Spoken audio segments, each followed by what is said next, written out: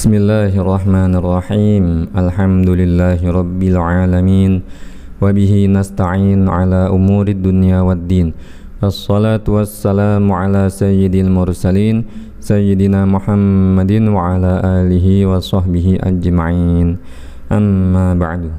Qala al-muallif rahimahullah, yajibu li'tiqadu bi anna man intaqasa nabiyyan min anbiya'illahi aw dhammahu aw ahanahu aw haqqarahu aw istakhaffa bihi aw istahza'a bihi aw saffahahu aw nasaba ilaihi radhilah fahuwa kafirun billahil azim.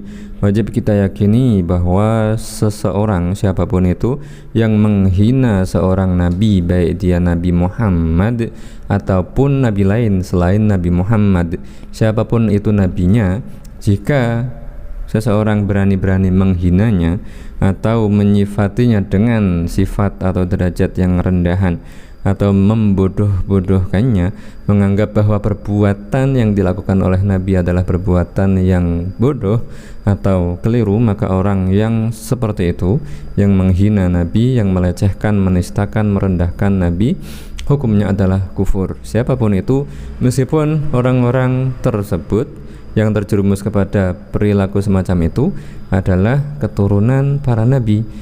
Ya, makanya di sini disebutkan di dalam cerita putra-putra Nabi Ya'qub, ya, faqaulu awladi sayyidina Ya'qub alaihi salatu wassalam al-ashrah wa hum man siwa Yusuf bin Yamin alaihi salam. Maka ucapan dari putra-putra Nabi Ya'qub alaihi salatu wassalam yang 10, yaitu selain dari Yusuf dan Binyamin alaihi salam, qalu tallahi innaka lafi dhalalikal qadim. Ucapan dan sikap sebagian putra-putra Nabi Ya'qub tersebut yang diabadikan di dalam Al-Quran, yakni bahwa mereka mengatakan, demi Allah, ya, kata mereka, demi Allah, sesungguhnya engkau, yang dimaksud adalah Nabi Ya'qub, lafi dhalalikal qadim. Mereka menghina Nabi Ya'qub, ayah mereka sendiri, dengan redaksi bahwa Nabi Ya'qub dalam kegilaannya masih tetap saja menurut mereka bersikap terlalu sangat mencintai Nabi Yusuf, yang mereka anggap itu adalah sikap yang keliru, yang gila gitu menurut mereka. Dan itu mereka ungkapkan kepada ayahnya yang seorang nabi dalam rangka, dalam konteks protes, dalam rangka menghina, dalam rangka membodoh-bodohkan dari ayahnya tersebut, menganggap bahwa sikap ayahnya yang sangat mencintai Yusuf tersebut sikap yang keliru, yang menyimpang. Nah, wa illam yuridu wa yaqsidu bil dhalal al kufra fa innahum kafaru bidzalika.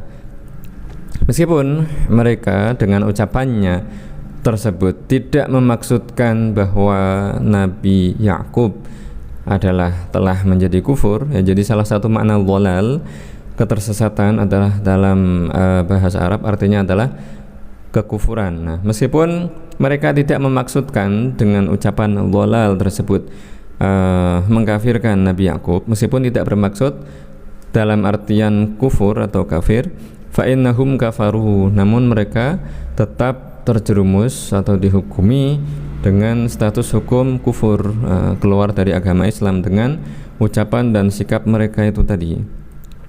Li'annahum biqaulihim lafi dhalalika tasfihun lahu alaihi salam, karena dengan mereka mengucapkan redaksi lafi dhalalika itu tadi itu merupakan tasfih, menganggap atau menyifati bahwa Nabi Ya'qub bersikap bodoh, ya, bersikap apa? Tidak sesuai hikmah.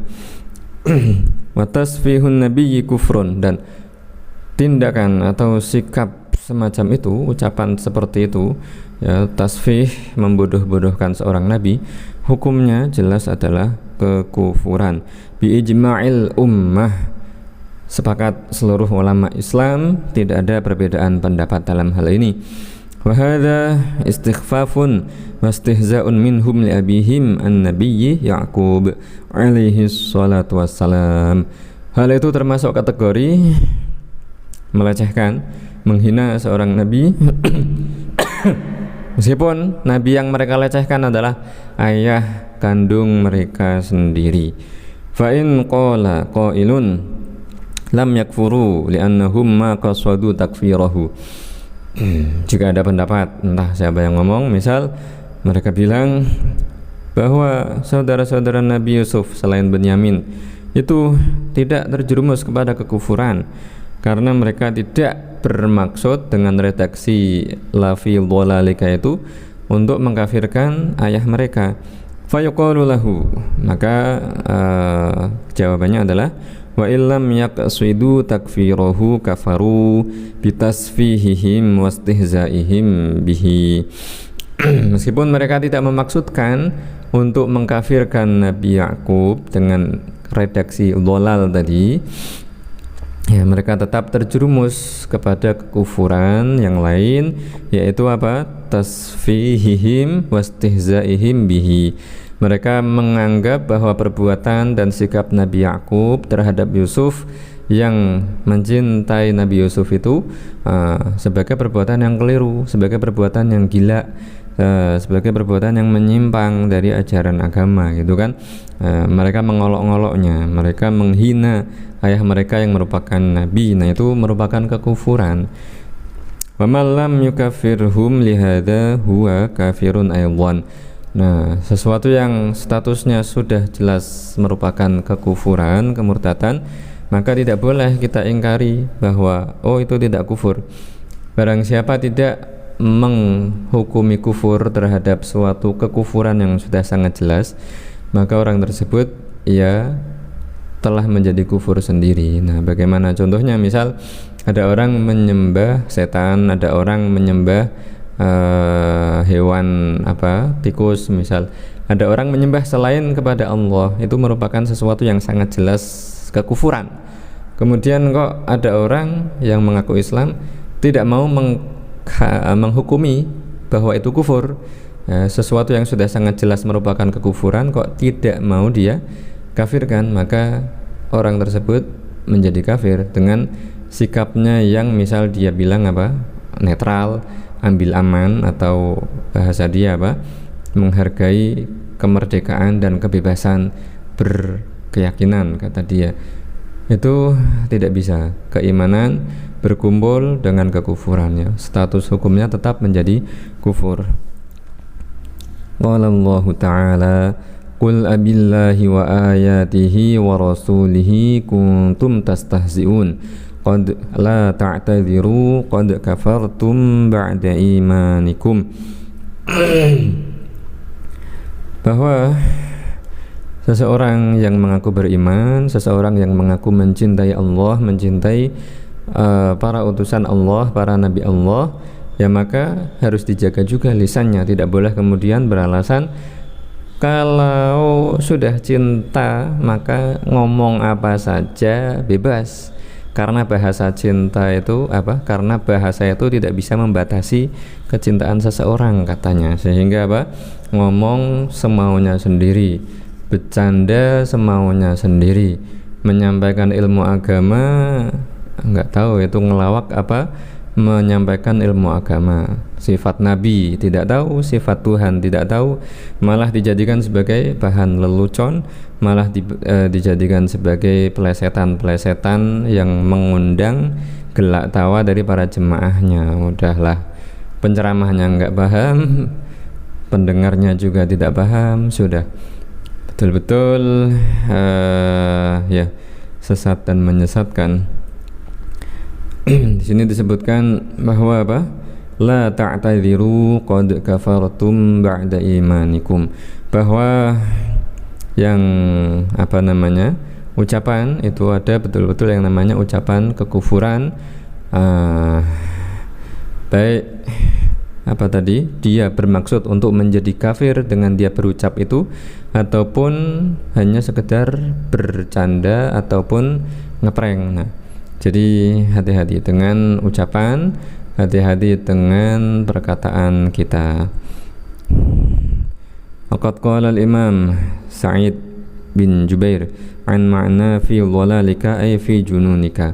Nah, jadi sebagian tafsir yang disampaikan oleh para ulama, ucapan dari beberapa saudara Nabi Yusuf itu dengan mengatakan la fi dhalalika itu maknanya adalah jununika ya. Jadi penerjemahannya kurang lebih apa?